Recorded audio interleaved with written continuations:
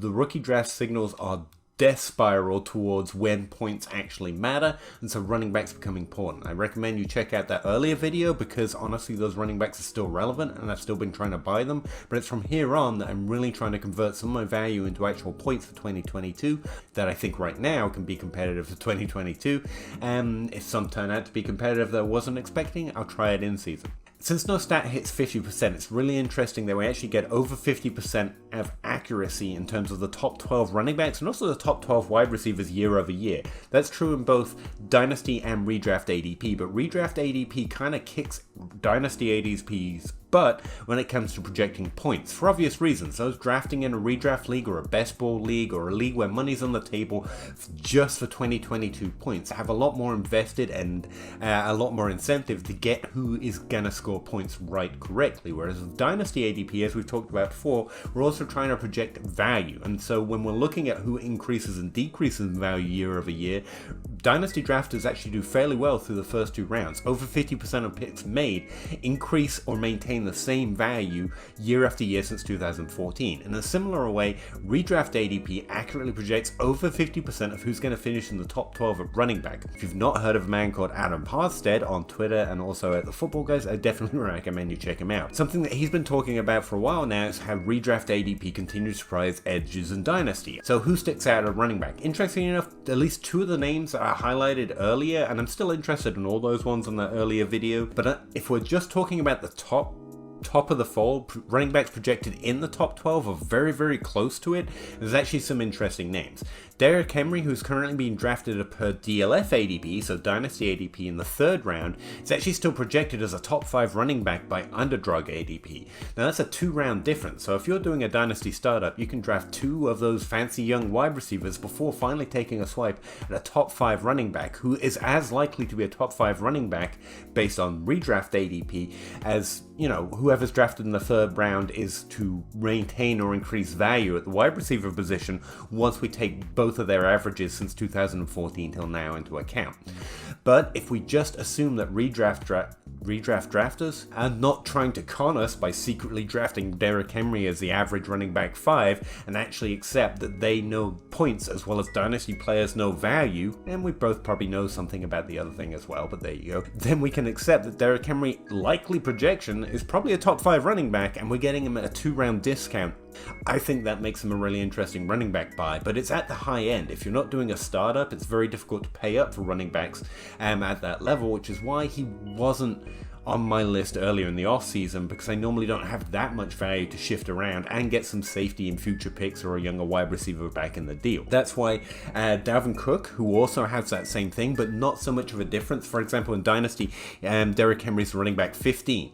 So there's a fairly good chance a person in your league either has a bad roster or is less inclined to believe that the unicorn of unicorns, the rushing running back who actually has top 5 upside, is going to keep doing it because of, I don't know, injury or age or some such nonsense, might actually be willing to trade him to you. Dalvin Cook has a significant injury history, but there is not so much of a value difference in Dynasty. For example, Dalvin Cook is projected as a running back 12 in DLF ADP, but he's a running back 6 in redraft or underdog ADP. So there is that 6-point difference, but he's still being held within the top 12 in Dynasty estimation, whereas Derrick Henry isn't.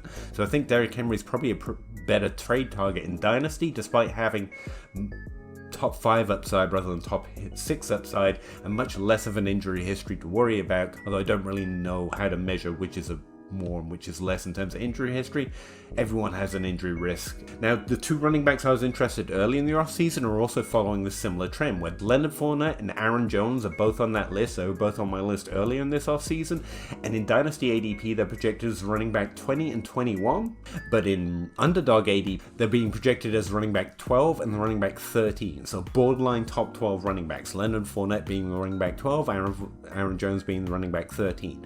I have been continuously betting against the market on small Aaron Jones, who can't pass protect and was drafted around below Jamal Williams since he entered the league, and it's continued to pay off. So just because Thies McGee is now on the roster, this isn't the year I'm suddenly going to join the fold and think Aaron Jones doesn't have top 12 upside.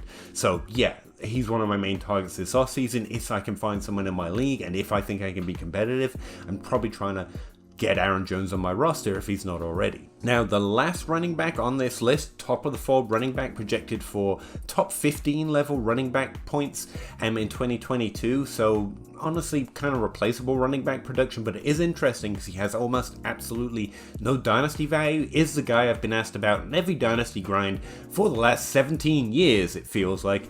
James Conner. He's being projected by DLF ADP to be the running back 26, so basically nothing. An underdog ADP has him as a running back 15. I think that's kind of replaceable production because he's a top 24 running back, not a top 12 running back, but if you're looking for points and pure points, because if you draft like most dynasty analysts will tell you to draft, you have almost no running backs, and James Conner is somewhat interesting, at least as a volume bet. There's one last guy being projected by redraft ADP per underdog as a top 20 running back, who I think is somewhat disappointing to see him only as a top 20 running back in underdog ADP. He's actually the running back 17 in underdog ADP, and he's the running back 24, so very much barely a top 24 running back in Dynasty, and that's Ezekiel Elliott. He's been drafted 7 positional spots below in Dynasty ADP, and so I think he makes that list.